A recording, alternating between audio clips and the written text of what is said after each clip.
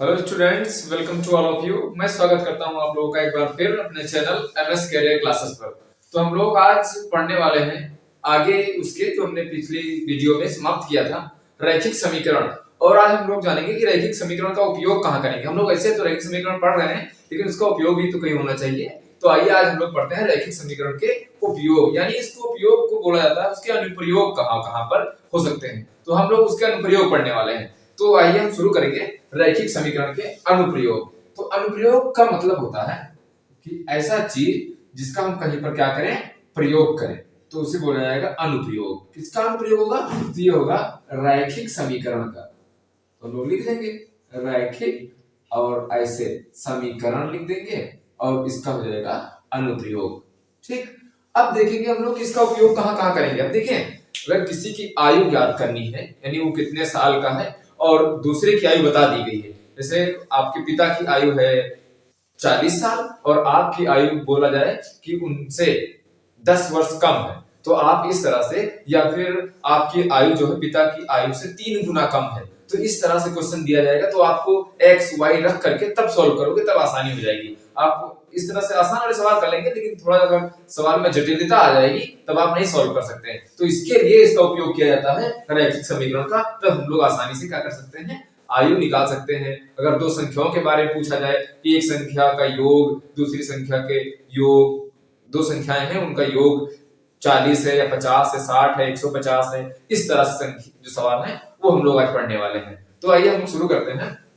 एक पहला सा क्वेश्चन, ये पहला क्वेश्चन है कि मान लो आप लोगों ने त्रिभुज तो देखा होगा, ये त्रिभुज ऐसा होता है।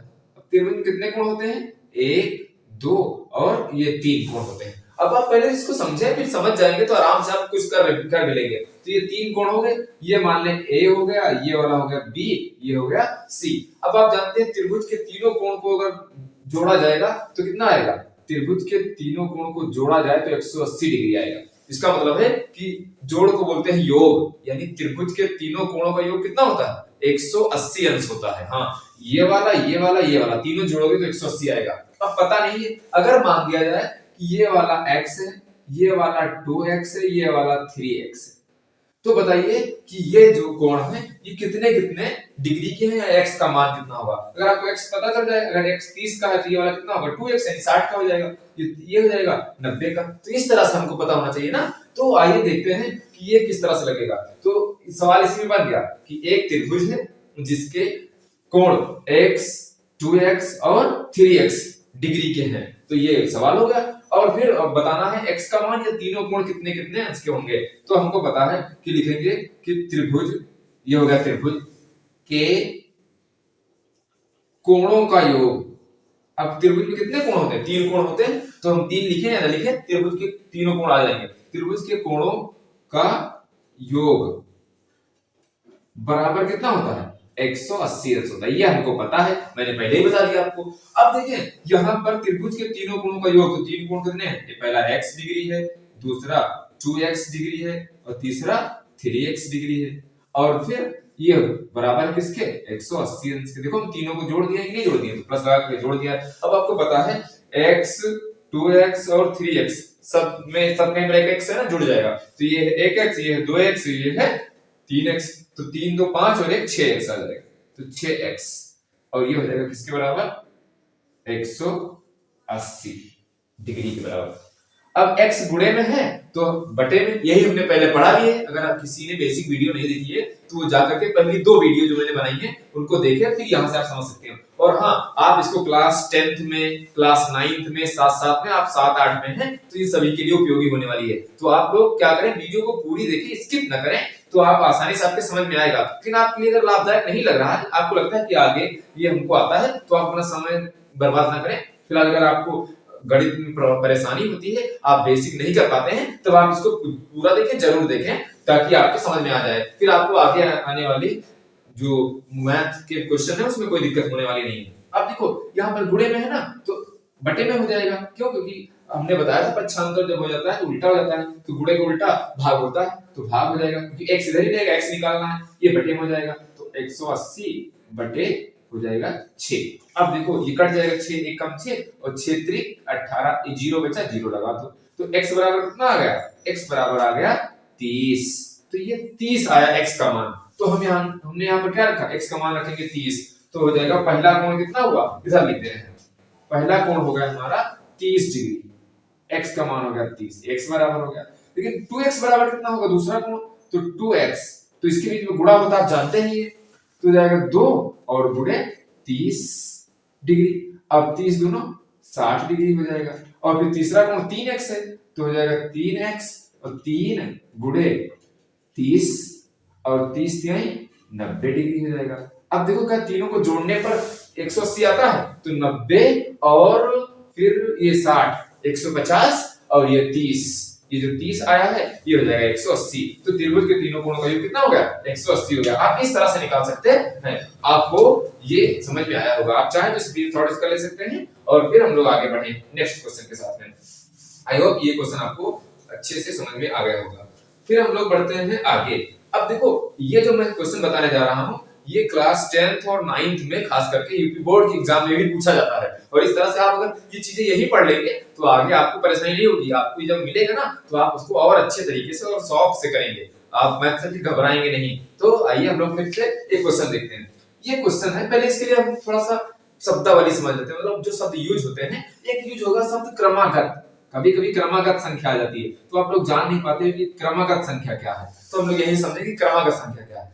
क्रमागत मतलब होता है क्रम से। अगर हम बोले 5 तो 5 की क्रमागत हो जाएगी 6 7 8, यानी ये को छूटे ना, तो हो जाएगी क्रमागत संख्या। जैसे हम बोले 9 तो फिर 10 11 12, ये क्रमागत हो गई। अगर बोले कि 7 के बाद 3 क्रमागत, तो 8 9 10, 50 के बाद 4 क्रमागत, 51 52 53 54, मतलब ये छूटनी नहीं चाहिए संख्याएं, क्रम से आने वाली संख्याएं क्रमागत संख्याएं होती हैं। तो ये हो गया क्रमागत संख्या। अच्छा बताओ जैसे 50 है, 50 के बाद एक क्रमागत संख्या क्या होगी? 50 प्लस 1 क्या हो जाएगी? 51, तभी तो एक आएगा। मतलब हर क्रमागत में फिर दूसरी क्या हो जाएगी? 51 प्लस 1 ये जाएगी 52। मतलब अगर एक में जोड़े, पहली वाली में जोड़ेंगे तो 2 जोड़ेंगे, 50 2 52 होगा। तो अगर आप पहली में जोड़ रहे हैं तो यहाँ पे कितना जोड़ना पड़ेगा?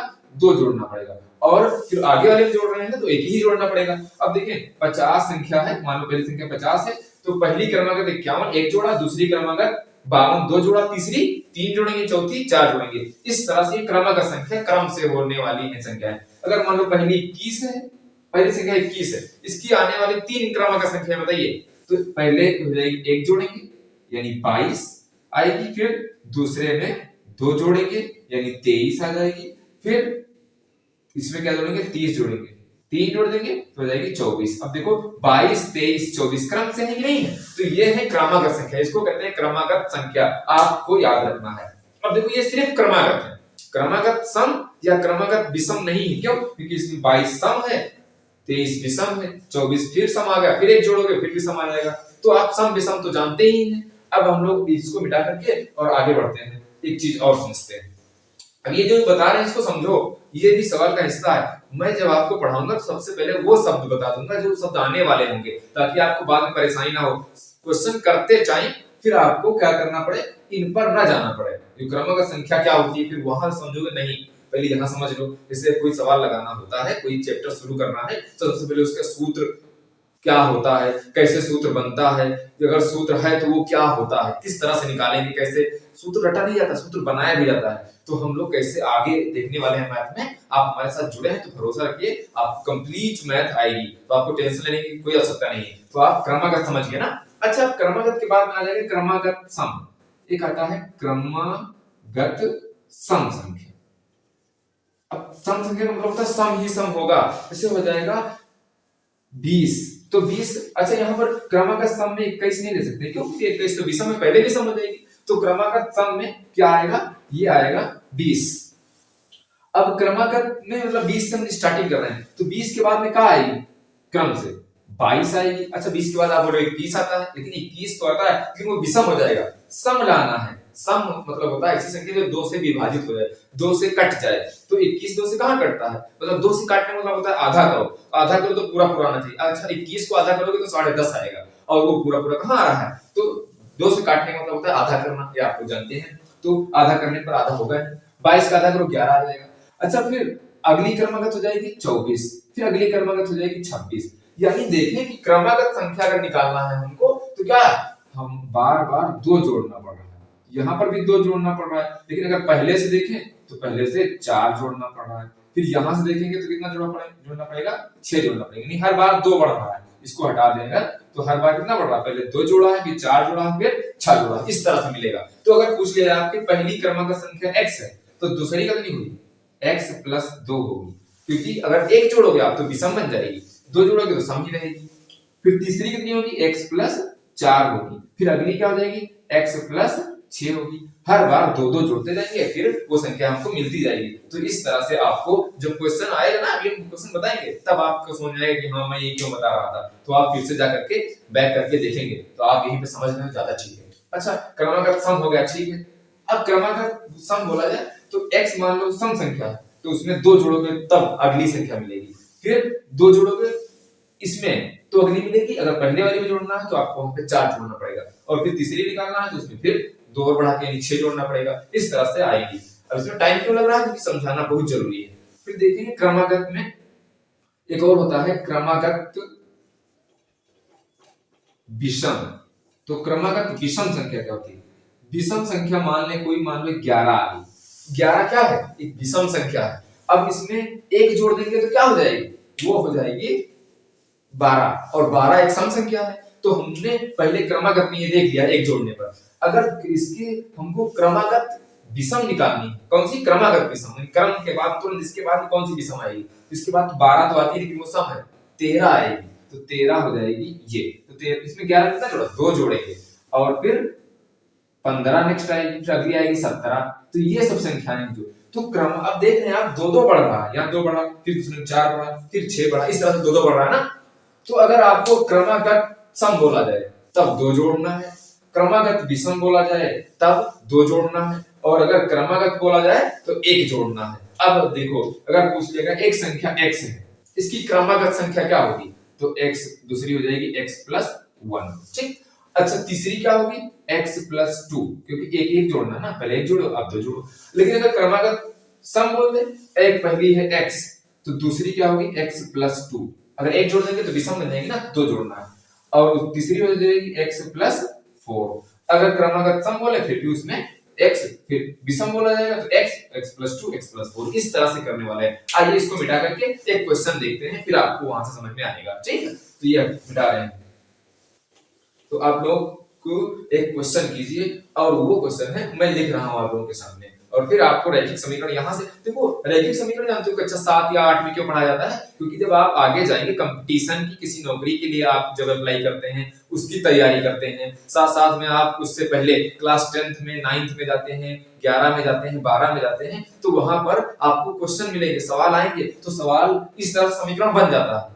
अब समीकरण लगाते रहोगे सूत्र रखोगे, फिर बाद में इस तरह का समीकरण बनेगा, यानी आपको इससे सॉल्व करना पड़ेगा, तब आपको फिर क्या हो जाएगा, वहां पर अगर ये आता है तभी आप कर पाओगे, नहीं कर पाओगे तो आगे की तैयारी के लिए ये पढ़ना जरूरी है, अगर ये नहीं पढ़ोगे तो फिर आगे दिक्कत होने वाली है। तो हम बता रहे हैं आपको क्वेश्चन नंबर 2।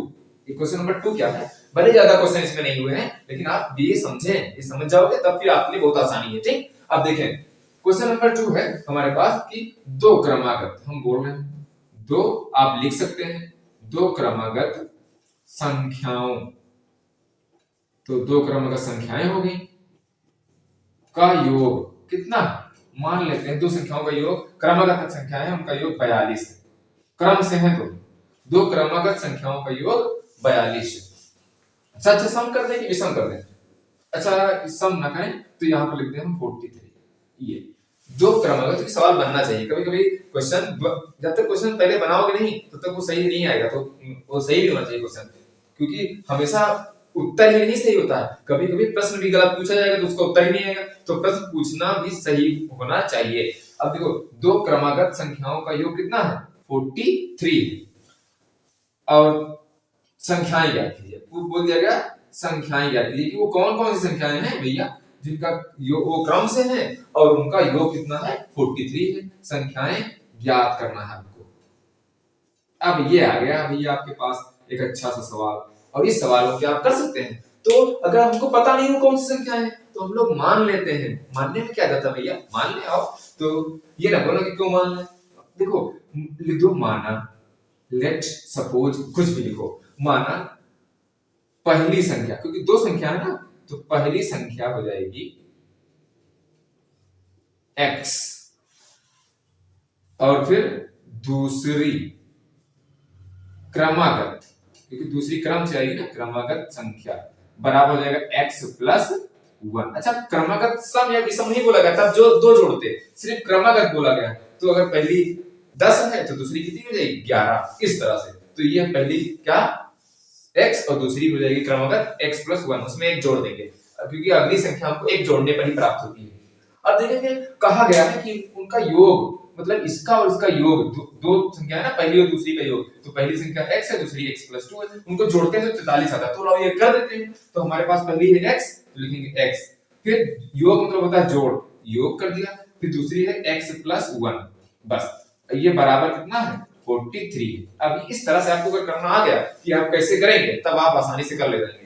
अब यहाँ पर एक x है, यहाँ पर एक x है, भाई ये पहले ही बताया मैंने, जो बेसिक जहां से शुरुआत किया था, पहली वीडियो जाकर देखें तो बताया था किस तरह से जोड़ते हैं। ये x जो हो जाएगा 2x, क्योंकि एक x यहाँ पर है, यहाँ पर 2x हो जाएगा। अच्छा, एक इसमें नहीं जुड़ेगा, नहीं बोलो कि और फिर ये 3 हो जाएगा, हाँ, क्योंकि इसके पास x नहीं है, ये अकेला एक है, तो एक नहीं जुड़ेगा भैया।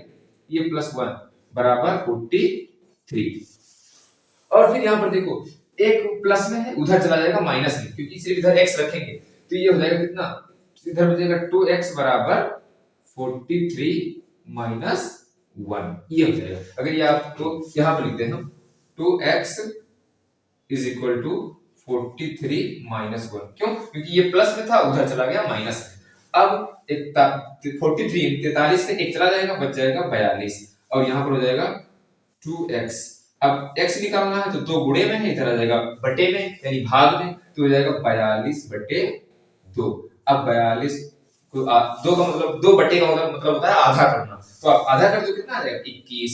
तो x बराबर कितना आ गया बच्चा 21 आ गया, यानी पहली संख्या कितनी है 21 है, क्योंकि पहली संख्या x आया, x का 21 आ गया। दूसरी संख्या क्या है, x में एक जोड़ना है, मतलब x 21 आया उसमें एक जोड़ना है, तो लिख देंगे हम पहली संख्या है ये होगी पहली संख्या, और फिर उसके बाद में दूसरी, इधर थोड़ा हट जाए ना, दूसरी संख्या, तो दूसरी संख्या बराबर हो जाएगी x प्लस 1, और x लिखा पाया है 21 प्लस 1 बराबर 22।